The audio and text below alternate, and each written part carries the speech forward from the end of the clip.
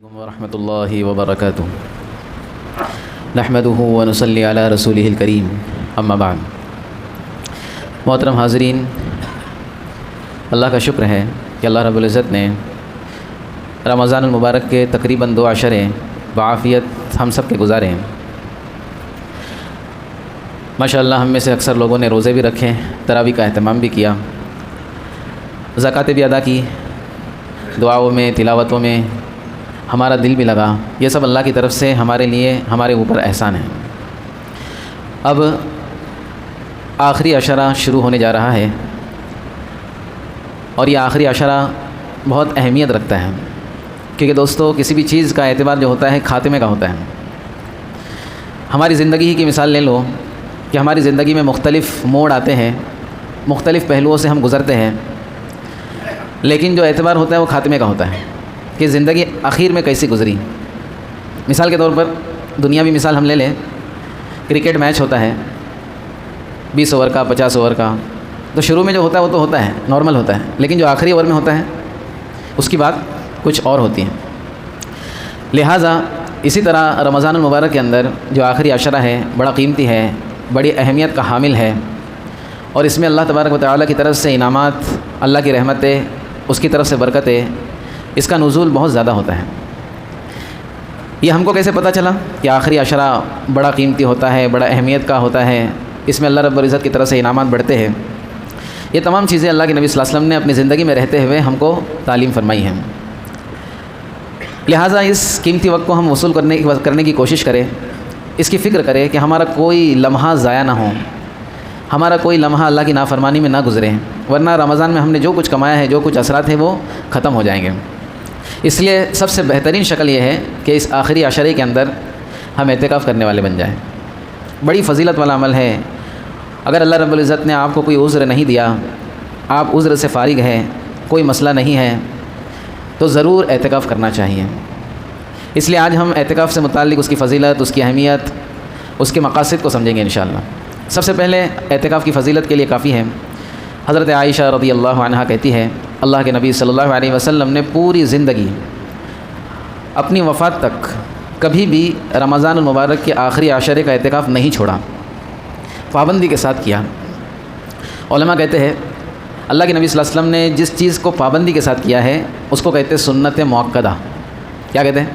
جیسے فجر سے پہلے کی سنت، ظہر سے پہلے کی 4 رکعت سنت ہیں، اللہ کے نبی صلی اللہ علیہ وسلم نے ان کو پابندی سے پڑھائے ہیں، تو اس کو کہتے ہیں سنت مؤکدہ۔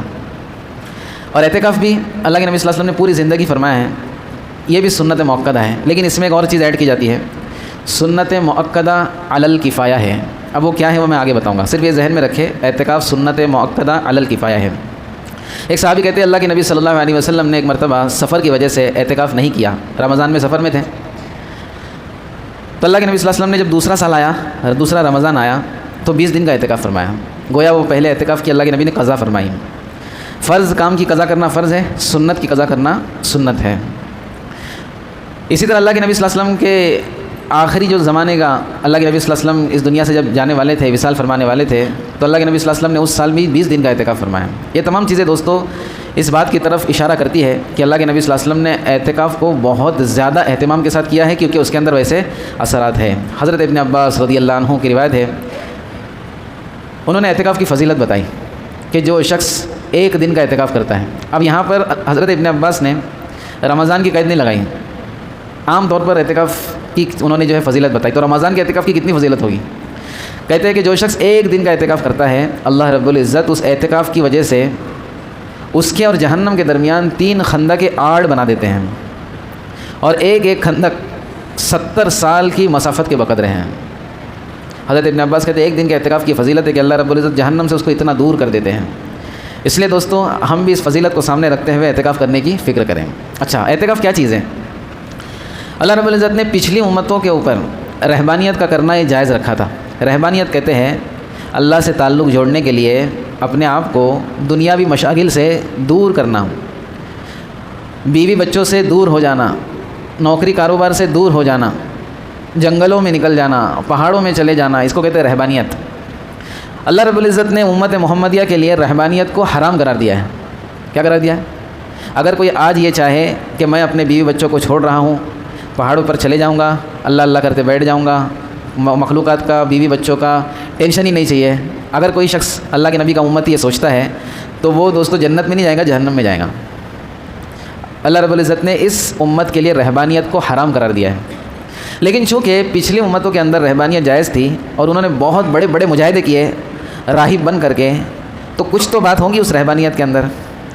تو یہ اعتکاف کچھ دنوں کے لیے مخلوق سے کٹنے کا نام ہے، تاکہ وہ اثرات جو مخلوق میں رہتے ہوئے ہمارے دل پر نہیں پڑتے، کچھ دنوں کے لیے اگر ہم مخلوق سے کٹتے ہیں تو وہ اثرات ہمارے دل پر پڑنے لگ جائیں۔ سمجھ میں آ رہی بات؟ جیسے مثال کے طور پر پوری زندگی دواخانے میں رہنا کوئی پسند نہیں کرتا، پوری زندگی ایڈمٹ، لیکن ایک آدمی اگر وہ بیمار ہوتا ہے اور ڈاکٹر کہتا ہے کہ بھائی آپ کو 2-3 دن کے لیے ایڈمٹ ہونا پڑے گا، تو اس کی بھلائی اسی میں کہ وہ ایڈمٹ ہو جائے، کیونکہ دواخانے کے ماحول کی بات اور ہوتی ہے اور گھر کے ماحول کی بات اور ہوتی ہے۔ اگر وہاں پر صحیح علاج کرنے والے لوگ موجود ہیں تو ماحول ایسا بن جائے گا کہ وہاں پر 2-3 دن اگر دے دیے جائے تو کئی مہینوں اور کئی سالوں تک کے لیے بیماری جو دور ہو جائیں گی، اور وہ 2-3 دن میں سستی کی جائے، نہ دیا جائے، ایڈمٹ نہ ہوا جائے تو کیا ہوگا؟ بیماری کے بڑھنے کا اندیشہ ہے۔ تو اسی طرح دوستو اعتکاف کا بھی مسئلہ ہے کہ رہبانیت تو ہمارے لیے حرام ہے، ہمیشہ کے لیے جو ہے تمام ٹینشن کو چھوڑ کے بس اللہ اللہ کرتے بیٹھنا، یہ تو چیز جائز نہیں ہے، لیکن کچھ دنوں کے لیے کرنا بہت ہی ضروری ہے، کیونکہ دوستو آدمی جس ماحول میں رہتا ہے اس کا اثر اس پر پڑتا ہے، اس کا کیا ہوتا ہے؟ اثر اس پہ پڑتا ہے۔ ہم دنیا میں اتنا گھس جاتے ہیں سال بھر کہ دنیا دنیا دنیا دنیا کر کے کیا ہوتا ہے؟ دنیا دل پر چھا جاتی ہے۔ ایک بھوکے سے کسی نے پوچھا 2 اور 2 کتنے ہوتے ہیں؟ ایک بھوکے سے کسی نے پوچھا 2 اور 2 کتنے ہوتے ہیں؟ تو اس نے کہا 4 روٹی۔ کیا کہا؟ 4 روٹی۔ بھوک لگی ہے نا تو اس کو روٹی سمجھ میں آ رہی ہے، 4 کے بعد وہ روٹی کو کیا کرے گا؟ ایڈ کرے گا۔ تو اسی طرح دوستو ہم جو ہے دنیا کے ماحول میں گھرے ہوئے ہیں تو ہم کو دنیا ہی سمجھ میں آتی، اور دنیا کا ایسا اثر چھایا ہوا ہے پوری دنیا کے اندر کہ مسجد میں آ کے بھی دنیا یاد آتی۔ پہلے مسجدوں میں لوگ جاتے تھے تو اللہ یاد آتا تھا، ابھی دنیا یاد آتی۔ کیسے مثال دوں؟ مسجد میں آتا ہے، قالین دیکھتا ہے اتنی بہترین بچھی ہوئی ہے تو سوچتا ہے اپنے گھر میں بھی ایسی قالین بچھائیں گے۔ مسجد میں آتا ہے، ماربل دیکھتا ہے، پورے مسجد میں ماربل لگے ہوئے، بولے ٹھنڈا لگتا ہے مسجد کے اندر، اللہ نے پیسہ دیا تو اپنے گھر میں بھی ماربل لگائیں گے۔ مسجد حرم میں جاتا ہے، بولے اتنی گرمی ہوتی ہے اور اتنی اچھی کولنگ ہے، اپنے گھر میں بھی اے سی لگائیں گے۔ تو آدمی آج مسجدوں میں بھی جا کر دنیا کا اثر لے رہا ہے۔ کیا کا اثر لے رہا ہے؟ دنیا کا اثر لے رہا ہے۔ تو اس اثر کو ختم کرنے کے لیے تھوڑی دیر کا اعتکاف، تھوڑے دنوں کا اعتکاف یہ ہمارے لیے بہت ضروری ہے۔ اللہ کے نبی صلی اللہ علیہ وسلم کی عمر مبارک جب 40 سال کی ہوئی تو اللہ کے نبی صلی اللہ علیہ وسلم کو تنہائی پسند آنے لگی۔ تنہائی کیا آنے لگی؟ پسند آنے لگی۔ اللہ کے نبی صلی اللہ علیہ وسلم کچھ دنوں کے کھانے پینے کا سامان لیتے تھے، جیسے کھجور ہو گیا، پانی ہو گیا۔ بہت عربوں کی زندگی جو پہلے تھی دوستو بڑی مختصر سی زندگی تھی، بڑی مختصر زندگی تھی۔ اللہ کے نبی صلی اللہ علیہ وسلم مختصر سا سامان لیتے تھے اور غار ہرا میں تشریف لے جاتے تھے، اور غار ہرا میں تشریف لے جانے کے بعد اللہ کی عبادت میں مشغول ہو جاتے تھے۔ اب یہ سلسلہ کئی دنوں تک، کئی مہینوں تک، ایک لمبے عرصے تک چلتا رہا۔ جب اللہ کے نبی صلی اللہ علیہ وسلم کا کھانا پانی ختم ہو جاتا تھا تو امی خدیجہ رضی اللہ عنہا اللہ کے نبی صلی اللہ علیہ وسلم کے پاس بھجوا دیتی تھی، کبھی خود چلی جاتی تھی۔ کبھی ایسا ہوتا تھا کہ اللہ کے نبی صلی اللہ علیہ وسلم خود تشریف لے آتے تھے، پھر کچھ دن رہتے تھے اور واپس چلے جاتے تھے۔ تو اللہ کے نبی صلی اللہ علیہ وسلم نے جو تنہائی اختیار کی ہے، اللہ رب العزت سے جو جڑے ہیں، اللہ کے نبی صلی اللہ علیہ وسلم مکہ کی مشغولیت بھری زندگی سے تھوڑا کٹے ہیں، تو اللہ رب العزت نے وہ طاقت اللہ کے نبی میں پیدا فرما دی کہ جو وحی ہے، وحی اس کا بوجھ اٹھانے کے لیے اللہ کے نبی صلی اللہ علیہ وسلم بالکل تیار ہو گئے۔ روایت میں آتا ہے کہ ایک صحابی کہتے ہیں کہ اللہ کے نبی صلی اللہ علیہ وسلم ایک مرتبہ ہم ساتھ میں بیٹھے ہوئے تھے، اللہ کے نبی صلی اللہ علیہ وسلم کا جو پیر تھا، یہ ران تھی، زانو، یہ میری ران کے اوپر ایسا تھوڑا ٹچ تھا۔ اتنے میں اللہ کے نبی صلی اللہ علیہ وسلم پر وحی نازل ہوئی، اور وحی کا ایک بہت بڑا حصہ نہیں، صرف ایک آیت کا ایک ٹکڑا نہیں گیا تھا، وہ نازل ہوا۔ اللہ کے نبی صلی اللہ علیہ وسلم کو پسینے آنے لگے، میں سمجھ گیا کہ اللہ کے نبی پہ وحی نازل ہو رہی ہے۔ اب اللہ کے نبی صلی اللہ علیہ وسلم کا جو پیر، جو یہ حصہ میرے اوپر تھا، میرے پیر پہ، تو مجھے ایسا لگا کہ میرے پیر پر کسی نے پہاڑ رکھ دیا، میرے پیر پر کسی نے بہت خطرناک کوئی وزنی چیز رکھ دی، اور مجھے ایسا لگ رہا تھا کہ میری ہڈی چورا چورا ہونے والی ہے۔ یہ کس چیز کا بوجھ تھا؟ یہ وحی کا بوجھ تھا، ہے نا، کہ اللہ رب العزت نے قرآن مجید کو آسمانوں پر، پہاڑوں پر پیش کیا تو سب نے انکار کر دیا، ہم نہیں اٹھا سکتے، لیکن اللہ رب العزت نے اپنے نبی پر اس کو نازل فرمایا۔ تو یہ ایک تنہائی جو ہے نا، انسان کی تنہائی، جو اللہ اور اس کے درمیان ایک وقت گزرتا ہے، محبوب کے درمیان اور عاشق کے درمیان ایک وقت گزرتا ہے جس میں وہ اتنا قریب ہو جاتا ہے اس سے کہ اس کے سوا اس کو کوئی نظر نہیں آتا، اور پھر اس کی تمام چیزیں اس کے لیے کیا ہو جاتی ہے؟ ماننا آسان ہو جاتی ہے۔ تو اب اللہ کے نبی صلی اللہ علیہ وسلم نے تنہائی کو ذریعہ بنا کر کے اللہ تبارک و تعالیٰ سے کیا کیا؟ ایک جو ہے تعلق قائم کیا، جس کی وجہ سے وحی کا اپنانا آسان ہو گیا۔ حضرت جبرائیل آئے، کہنے لگے اقرأ یا محمد، کہنے لگے ما انا بقارئ، میں پڑھا ہوا نہیں ہوں۔ پھر کہا دبانے کے بعد اقرأ یا محمد ما انا بقارئ، میں پڑھا ہوا نہیں، کیسے پڑھوں میں؟ ارے آپ نے تنہائی اختیار کی ہے، اللہ سے آپ کا تعلق جڑ چکا ہے، یہ بات اور ہے کہ آپ جو ہے اس کو سمجھ نہیں پا رہے، لیکن آپ کے اندر وہ طاقت آ چکی ہے۔ پھر تیسری مرتبہ دبایا، پھر کہا اقرأ اقرأ بسم ربک الذی خلق۔ اب اللہ کے نبی صلی اللہ علیہ وسلم نے پڑھنا شروع کیا۔ ایسے شخص نے پڑھنا شروع کیا جو نہ کبھی اسکول نہ کبھی مدرسہ، یہ جو ہے تنہائی کا جو زمانہ تھا اللہ کے نبی صلی اللہ علیہ وسلم کا، اس میں اللہ رب العزت نے براہ راست اپنی طرف سے ان کو علم عطا فرمایا ہے۔ لہٰذا اس نیت سے کہ میں بھی کچھ عرصے کے لیے تنہائی میں اللہ سے باتیں کروں گا، تنہائی میں اللہ کا قرب حاصل کروں گا، تو ہمارے اندر بھی دوستو اللہ کے احکامات کو پورا کرنے کی طاقت پیدا ہو جائے گی۔ تو ایک چیز یہ ہے۔ دوسری چیز یہ ہے کہ اللہ رب العزت نے ہم کو دو چیزوں سے بنایا ہے، ہم سن چکے ہیں، جسم سے اور روح سے۔ ہم دیکھتے ہیں دوستو کہ ہم میں سے بعض لوگ بہت زیادہ اور ہم میں سے سب لوگ کچھ نہ کچھ درجے میں اپنے جسم کی فکر کرتے ہیں۔ جو باڈی بلڈر لوگ رہتے ہیں نا، وہ بہت زیادہ فکر کرتے ہیں، ہائی پروٹین غذا استعمال کرتے ہیں اور سپلیمنٹ بھی لیتے ہیں، ورزشیں کرتے ہیں، بہت ساری چیزیں کرتے ہیں تاکہ جسم کے اندر قوت بحال رہے۔ ہمارے جیسے نارمل آدمی لوگ روزانہ کھاتے پیتے ہیں، سوچتے ہیں کہ اگر ایک مرتبہ نہیں کھاؤں گا تو کمزور ہو جاؤں گا، کچھ نہ کچھ کھاتے ہیں، کم سے کم وڑا پاؤ کھاتے جو ہیلدی نہیں ہے لیکن پھر بھی کھاتے ہیں۔ اب یہ سب جسم کے بنانے کی محنت ہے، اور ہم کو یہ بات کا احساس ہے کہ اگر ہم نے ایک بار یا دو بار کھانا نہیں کھایا تو کمزور پڑ جائیں گے، 2 دن کھانا نہیں کھائے تو بیمار پڑ جائیں گے، 3-4 دن نہیں کھائیں گے تو انا للہ ہو جائیں گے، ہے نا، ہم کو سب پتہ ہے۔ اسی لیے ہم دوستوں کیا کرتے ہیں، اپنے جسم کی ہمتاً فکر کرتے ہیں، اس کی کوشش کرتے ہیں۔ لیکن اللہ رب العزت نے ایک اور چیز ہم کو دی ہے، اور وہ اصلی چیز ہے، اگرچہ ہم کو نظر نہیں آتی لیکن پورا جو ہمارا سافٹ ویئر ہے، وہ ہماری تمام چیزیں اسی سے چل رہی، وہ ہے روح۔ اور روح کی بھی غذا ہوتی ہیں، ہم سوچتے خالی جسم کی غذا ہوتی ہیں، اس لیے پورا فوکس ہمارا جسم پہ ہوتا ہے۔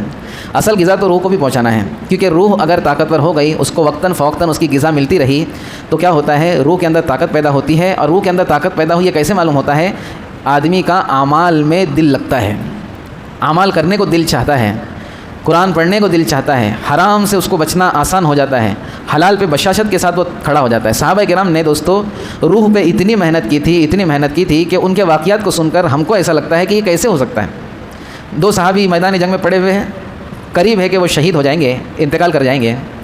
ان کا چچا زاد بھائی آتا ہے ایک صحابی کا، دیکھتا ہے میرا چچا کا لڑکا بس اب اس کا خاتمہ ہے، تو اپنے چچا کے لڑکے پر پانی پیش کرتا ہے کہ بھائی آخری بار پانی پی لے۔ تو پینے جاتے ہیں، بازو سے آواز آتی ہے کراہنے کی، تو وہ جو شہید ہو رہے ہیں صحابی، وہ کہتے ہیں کہ پہلے ادھر پانی پلاؤ۔ ارے وقت کون سا ہے، پی لے بھائی، نہیں پہلے ادھر جاؤ۔ جب وہ وہاں پر پہنچتے ہیں تو تیسرے ایک صحابی پڑے رہتے ہیں، ان کے کرانے کی آواز آتی ہے، تو جو دوسرے والے ہوتے ہیں وہ کہتے ہیں ادھر جاؤ۔ اب جب وہ ادھر پہنچتے ہیں پانی لے کر کے، تو وہ شہید ہو چکے ہوتے ہیں، تو سوچتے چلو یہ تو شہید ہو گئے، دوسرے والے کے پاس آتا ہوں، دوسرے والے بھی شہید ہو گئے۔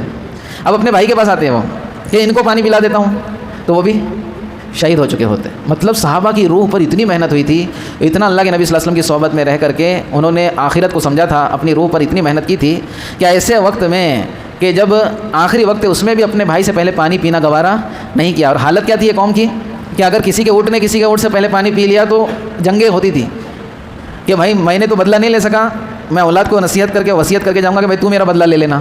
ایسی قوم کو اللہ کے نبی صلی اللہ علیہ وسلم نے روح پر محنت کر، کیا چینجز ہوئے جسم میں تو کوئی چینجز نہیں ہوئے، روح میں چینجز ہوئے ہیں، روح کا رخ موڑا گیا ہے۔ تو وہ قوم جو بدلہ لینے کے لیے، انتقام لینے کے لیے نسلوں کو وصیت کرتی تھی، وہ پانی پیے بغیر جو اس دنیا سے جا رہی ہے کہ میرا بھائی پہلے پانی پی لیں۔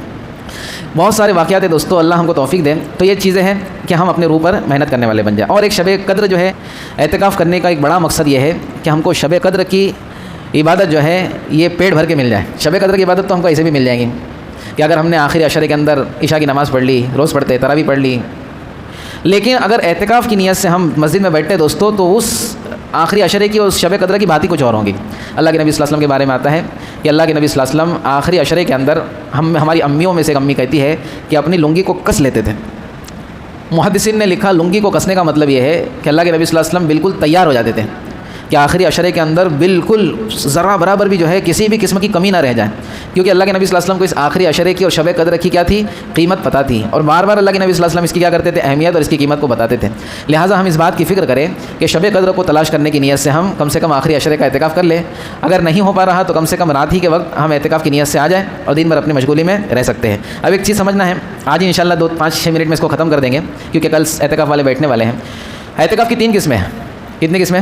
3 قسمیں۔ ایک اعتکاف تو جو ہے سنت اعتکاف ہے، عام نفل اعتکاف بھی کہہ سکتے ہیں اس کو۔ اس کے لیے وقت کی کوئی پابندی نہیں ہے، انسان جب بھی مسجد میں داخل ہو تو اعتکاف کی نیت کر لے، اس کو اعتکاف کا ثواب ملے گا۔ اگر عربی میں نیت نہیں آتی تو اردو میں کر لے۔ جب بھی ہم مسجد میں داخل ہو، مسجد میں داخل ہونے کی دعا پڑھے تو فوراً یہ نیت کر لے کہ اللہ جب تک مسجد میں رہوں گا، جب تک اعتکاف میں ہوں، پھر وہ ظہر کی نماز کے لیے اعتکاف کی نیت، عصر کی نماز میں اعتکاف کی نیت، مغرب کی نماز میں اعتکاف کی نیت. یہ تو پورا سال کرنا ہے ہم کو، جس مسجد میں گئے اس مسجد میں کرنا ہے. کبھی ایسا ہو گیا کہ ہم مسجد میں جو ہے نماز پڑھنے کے لیے نہیں آئے، ایسا گزر رہے تھے، پیاس لگی ہوئی تھی، سوچا مسجد میں جا کے پانی پی لیتے ہیں. پانی پینے کے لیے آئے تو بھی اعتکاف کی نیت کر لیں. اتنا اہتمام کے ساتھ پورا سال اس کو کرنا ہے. دوسرا اعتکاف ہوتا ہے واجب اعتکاف. جیسے کسی نے منت مانی، نظر مانی کہ میرا فلاں کام ہو جائے گا تو میں اعتکاف کروں گا، میرا بچہ بیمار ہے اچھا ہو جائے گا تو اعتکاف کروں گا، میری فلاں مصیبتیں ٹل جائیں گی تو اعتکاف کروں گا، مجھے فلاں خیر پہنچنے والی ہے، کچھ رکاوٹیں ہیں وہ رکاوٹیں ختم ہو جائیں گی، وہ خیر مجھ کو پہنچ جائیں گی تو میں اعتکاف کروں گا. یہ اعتکاف واجب ہے. اگر کسی نے ایسا کر لیا اور اس کا کام پورا ہو گیا، اس کی مصیبت ٹل گئی، بیماری ٹل گئی، تو اس کے اوپر یہ اعتکاف کرنا واجب ہو جاتا ہے. کیا ہو جاتا ہے؟ نہ کرنے پر وہ شخص گنہگار ہوگا. دوستو یہ آزمودہ عمل ہے میرا، آپ کر کے دیکھیں، لیکن اتنا ہی نیت کرنا جتنا ہو سکے. زبردستی کا کام گلے میں نہیں لینے کا، جتنا ہو سکے اتنا ہی کرنا ہے. اگر ہمارا کوئی بھی مسئلہ اٹکا ہو، کوئی بھی پریشانی ہو اور ہم کو ایسا لگ رہا ہے کہ پاسبل نہیں ہے حل ہونا، تو ہم یہ نیت کریں کہ ایک دن کا میں اعتکاف کروں گا، انشاءاللہ حل ہوگا. تو اللہ نے چاہا، میں نے کیا، کئی بار کیا میں نے، اللہ نے چاہا تو آپ کے مسائل ایسے چٹکیوں میں حل ہو جائیں گے. لیکن پہلے میں بول رہا ہوں زیادہ کی نہیں کرنا، 5 اعتکاف کروں گا، 10 کروں گا، 20 کروں گا، یہ مت کرنا. نیت ایک کی کرنا. اور ایسا بھی کر سکتے ہیں ایک کی کہ صبح 9 بجے سے لے کر یا فجر سے لے کر کے مغرب تک بیٹھوں گا، ایسے بھی نیت کر سکتے ہیں، کوئی مسئلہ نہیں ہے. کر کے دیکھیں انشاءاللہ. لیکن زبردستی کا 3 4 5 کا یہ نہیں کرنا، ہوتا نہیں ہے وہ، اور آدمی گنہگار ہو جاتا ہے. تو یہ ہے اعتکاف، واجب اعتکاف. اور تیسرا اور آخری اعتکاف ہے سنت مؤکدہ علی الکفایہ، جو رمضان کے آخری عشرے کا اعتکاف ہے. سنت موقدہ یعنی اللہ کے نبی نے جو پابندی سے کیا ہے وہ، اور علی الکفایہ کا مطلب یہ ہے کہ جو مسجد شرعی ہے کسی بستی کے اندر، مسجد شرعی کس کو کہتے ہیں؟ جس میں جمعہ کی نماز ہوتی ہو، امام مؤذن جس میں فکس ہو، اور جس کے اندر جو ہے جامع مسجد، بعض لوگوں نے کہا جامع مسجد، جمعہ کی نماز ہوتی ہو، یہ مسجد شرعی ہے. تو جس بستی کے اندر مسجد شرعی ہے اس کے اندر اگر پوری بستی میں سے کچھ لوگ اعتکاف کر لے تو سب کی طرف سے وہ کافی ہو جائے گا. اس کے لیے اس کو کفایہ کہتے ہیں، سب کی طرف سے کافی ہو جائے گا. لیکن اگر اس بستی کے اندر جس میں شرعی مسجد ہو، جس میں جمعہ کی نماز ہوتی ہو، 5 وقت کی نماز ہوتی ہو، امام مؤذن طے ہو، کوئی بھی اعتکاف کے لیے تیار نہیں ہے، تو بستی والوں کی ذمہ داری ہے کہ وہ سب مل کر کے کچھ افراد کو، کم سے کم ایک فرد کو اس بات کے لیے تیار کریں کہ بھائی تو اعتکاف کر لیں، تاکہ بستی کی طرف سے کافی ہو جائے. اس لیے جس بستی کے اندر ایسا مسئلہ ہے تو بستی والوں کی ذمہ داری ہے کہ وہ کسی نہ کسی کو تیار کریں. کیونکہ دوستو یہ جو اعتکاف کرنے والا ہے یہ اللہ اور بستی کے درمیان گویا نمائندہ ہے. یہ بستی کے حالات کو اللہ سب کچھ جانتا ہے، اس کے باوجود یہ بستی کے حالات کو، ملک کے حالات کو، اپنے انفرادی حالات کو، اپنے اجتماعی حالات کو اللہ کے سامنے رکھے گا، اور اللہ رب العزت سے رو رو کے اللہ رب العزت کے سامنے گڑ گڑا کے کیا کرے گا؟ مانگے گا. تو اللہ رب العزت وہ تمام مسائل کو انشاءاللہ حل کر دیں گے. اور اعتکاف کا میری زبان کے اندر یہ ترجمہ ہے کہ اعتکاف کہتے ہیں آنشن کو. کس کو کہتے ہیں؟ ارے انا ہزارے کرتا تھا نا آنشن، پورے انڈیا کو حیران کر کے رکھا تھا. ویسے اس آنشن کو اعتکاف کہتے ہیں کہ اللہ کے در پہ آ کے ہم پڑ گئے، اے اللہ جب تک میری مانگیں پوری نہیں ہوئی میں جانے والا نہیں. اب وہ مانگوں میں میری ذاتی چیزیں بھی ہیں اور ایمان والوں کے اجتماعی حالات بھی ہیں. تو اس اعتکاف کے اندر ہم کیا کرنا ہے؟ ہم کو پوری امت کے لیے امت کا نمائندہ بن کے بیٹھنا ہے اور تمام مسائل کو اللہ کے پاس کیا کرنا ہے؟ اس سے حل کرانا ہے. بڑی بڑی حکومتیں جو ہل جاتی ہے کہ بولے یہ مر گیا تو ہمارے کام گلے میں آئے گا، تو اسی طرح جو ہے دوستو اللہ کو بڑا پیار آتا ہے اعتکاف کرنے والے پہ، کیونکہ اللہ کے نبی کی سنت کا اس کے اندر مزہ ہے، اللہ کے نبی کی سنت اس کے اندر ہے. اور ایک بندہ اپنے آپ کو فارغ کر دے تھوڑے دنوں کے لیے تو اللہ کو ایک ادا بہت پسند آتی ہے. تو اس لیے جو لوگ اعتکاف میں بیٹھ رہے ہیں دوستو وہ غفلت سے اپنے آپ کو بچائے اور اپنا مقام سمجھے کہ میں کتنی اہم چیز کے لیے جو ہے مسجد کے اندر بیٹھا ہوں. تو جو لوگ اعتکاف میں بیٹھنا چاہتے ہیں تو ان سے درخواست ہے اور ذمہ داروں کی بھی جو ہے یہ اپیل ہے کہ اعتکاف میں سنجیدہ لوگ بیٹھے. کیسے لوگ بیٹھے؟ سفید داڑھی والے، لال داڑھی والے، بڑی عمر کے، شادی شدہ، سنجیدہ، جو اس کی اہمیت کو سمجھتے ہو اور جو ہے جو مسجد کی خلاف ورزی نہ کرے، مسجد کے آداب کو پامال نہ کرے، مسجد کی بے حرمتی ان سے نہ ہو. چھوٹے چھوٹے بچوں کو اعتکاف میں بیٹھنے کی ضرورت نہیں ہے. جب بڑے ہو جائیں گے جب بیٹھنا، بڑے ہو جائیں گے تو بھاگتے ہے نا. چھوٹے بچے لوگ کیا کرتے ہیں؟ بڑے ہوئیں گے تو غائب اور چھوٹے رہیں گے تو جذبہ. تو اپنے ان کے ماں باپ ان کو سمجھائیں، اور ماں باپ جو ہے بیٹھے، ماں باپ نہیں، باپ جو ہے ان کے والد جو وہ بیٹھے اعتکاف میں تو بہت بہتر ہوگا. تو جو ہے جو ذمہ دار قسم کے حضرات سنجیدہ لوگ ہیں وہ اعتکاف میں آئے. اکثر ایسا ہوتا ہے کہ نوجوان لوگ آتے ہیں پھر بڑے مسائل ہوتے ہیں دوستوں، ہم کو سب معلوم ہے. اور اعتکاف کا تو چھوڑ دو، روزانہ تراویح میں اوپر نیچے کیا کیا ہوتا ہے ہم کو سب پتہ ہے. تو اس لیے دوستوں مسجد کی بے حرمتی نہ ہو تو ایسے لوگ جو ہے اعتکاف میں بیٹھنے کی کوشش کریں. بہتر ہے کہ کل عصر سے پہلے ناموں کو جو ان کا اندراج کرا دے میرے پاس، اور کل جو ہے 20واں روزہ ہے تو مغرب سے پہلے اعتکاف کی نیت سے ہم کو مسجد میں بیٹھ جانا ہے. انشاءاللہ کریں گے اس کی فکر. اب مسائل اس کے کل آئیں گے. اللہ رب العزت ہم سب کو کہنے سننے پر عمل کی توفیق دے. سبحان اللہ و بحمدہ، سبحان اللہ.